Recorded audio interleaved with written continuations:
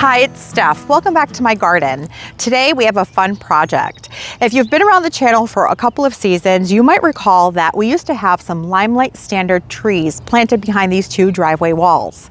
Well, for a couple of reasons, we had to remove them, and it took us a little while to decide what it was that we would plant here. But living here in the Northeast, we really wanted year-round color in a really low maintenance option. So we decided on some conifers.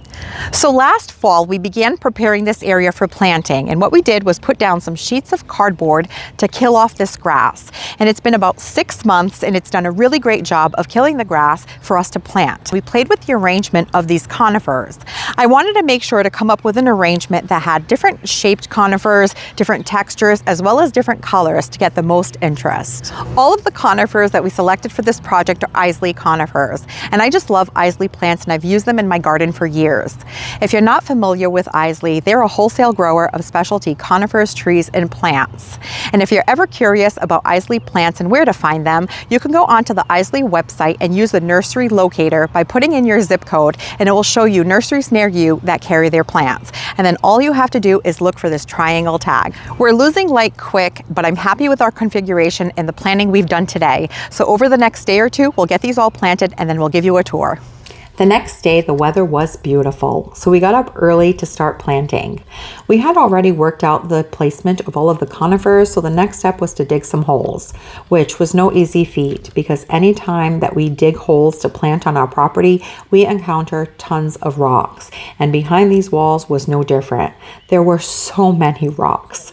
So I asked George for some help with digging some holes, and thankfully he's always more than willing to help, which I'm so grateful for.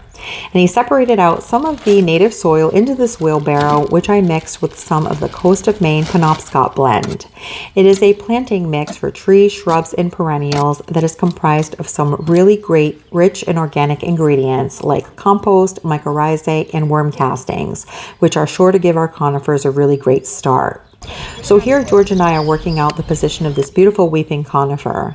And once we had everything planted, the next thing we had to consider was how we were going to keep all of these conifers watered. Now we don't have drip back here, we only have lawn irrigation. So we were thinking that I was going to have to come up the driveway with some watering cans, which I was not looking forward to. So as we worked, we came up with a plan, and George decided that he would try to tap into our lawn irrigation and convert one of the sprinklers to drip behind each of these walls. So he started trenching, and you can see here the sprinkler that he tapped into. He connected some of this black tubing called funny tubing to that lawn irrigation sprinkler, and he put a T in the back, which is what we used to connect the brown drip tubing to that irrigation sprinkler for our water source. Once he had that worked out, he went ahead and he ran all of the 1/2-inch drip tubing around each of the conifers. And he pinned everything down with landscape pins, which actually worked really well. Once we had all of the tubing installed behind each of the walls, he went ahead and he tested his drip system, and we were happy to see that everything worked as it should, which was so exciting. We were so happy we were able to figure this out and get it done without having to call anyone in. And the last step was to just edge and mulch, which really helped set everything off and complete the project.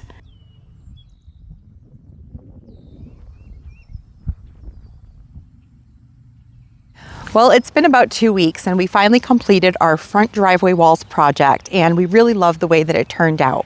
We had a couple of delays with some bad weather. We kept getting rain, and we had to wait for some of our irrigation pieces to come in. But now everything looks really lovely, and we're going to go through and tour each of these dwarf conifers. But before I do that, I just wanted to mention that you know that I love flowers, and here on my channel, if you've been around for a while, you know that I have tons of flower borders, which means there's a lot of maintenance in my garden.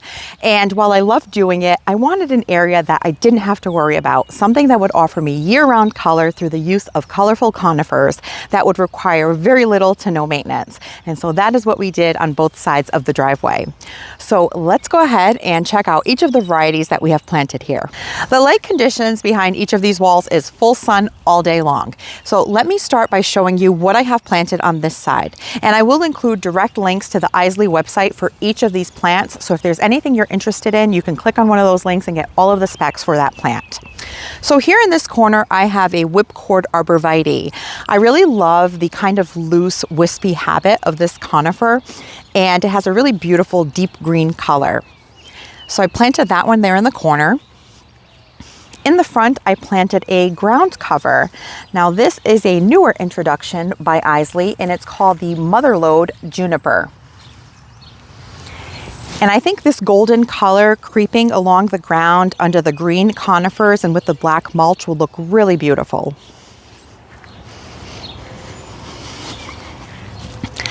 In the front, I planted a conifer called the Ripplebrook Norway Spruce. And I really love the prostrate and kind of ground hugging habit of this conifer. I think it's going to look really beautiful, kind of sweeping the front of this bed.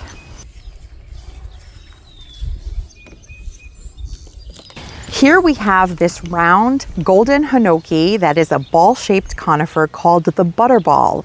And we actually already have this one planted in one of our back borders, and I loved it so much that I wanted another.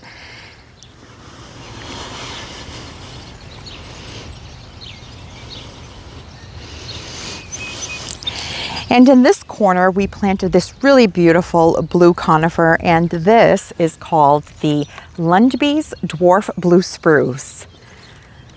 Now, if you've been around the channel for a little while, you know that I have affinity for blue spruces. I love them. I think they are gorgeous. That blue color is really eye-catching, and this one grows naturally in a globe rounded shape with a full mature size of about 10 years at 3 by 3. So I think it's going to look really lovely in this corner. And as the centerpiece of this bed, we planted a Firefly Oriental Spruce. Now this is going to be a pyramidal shaped conifer, has kind of a loose habit, and it only gets to be about 6 feet tall by 4 feet wide. And I really love that bright golden color as a focal point in the center of this bed. This Firefly Oriental Spruce is the dwarf version of the Skylands Golden Oriental Spruce, which can get quite a bit larger. So this one at 6 by 4 is a really great alternative for those of us who want a dwarf sized conifer or have a smaller garden space to fit this into. And the rock that you see placed there was courtesy of our garden. We dug up so many rocks, and that one was a good size, so we thought that the proportions worked, so we left it in the bed. And behind this wall, we chose a completely different group of conifers so that there wouldn't be any duplicates. I really wanted to have a lot of visual interest in this area. The only thing I kept consistent was that I wanted to pick conifers that were green, blue, and yellow. Again, color with conifers.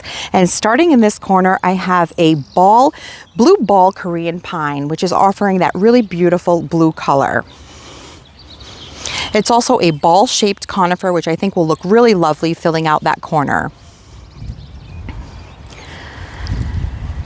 In the front here, I have a golden dwarf hinoki cypress. This is the Nana Lutea, and we have one in one of our front borders, and we really love it. We've had it planted for several years, and it has stayed nice and tidy and compact. And in this corner, we have a pair of Cherryman Hinoki Cypress. We actually have one of these planted in our Japanese maple garden, which we showed in a tour recently.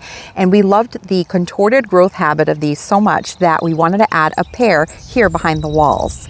They are really compact, only getting about 2 feet wide by 4 feet tall. And so we thought that 2 of them in this corner would make a really pretty impact. And between them, we have a ground cover, and this is the Motherlode Juniper. And this golden yellow color growing in and around these green Hinoki cypress, I think will look really beautiful. And as the centerpiece of this bed, we chose a weeping conifer. Now this is the Gold Drift Norway Spruce, and you can see in just the 2 weeks that we have been working in this area, it has pushed out a ton of new spring growth, and it is looking really beautiful. What's fun about all of that new spring growth is that it is nice and soft to the touch, which is really fun. But as this grows, it's going to have a weeping habit and sort of cascade downward, which will keep it nice and compact. We have a few weeping conifers in our garden, and we find them to be really well behaved, and they don't take up a large footprint. So if you've ever thought about having an area of your garden that is really low maintenance and offers color year-round, consider planting some dwarf conifers. They're nice and compact and offer a lot of visual interest. Thank you so much for spending your time with me, and I'll catch you in the next one.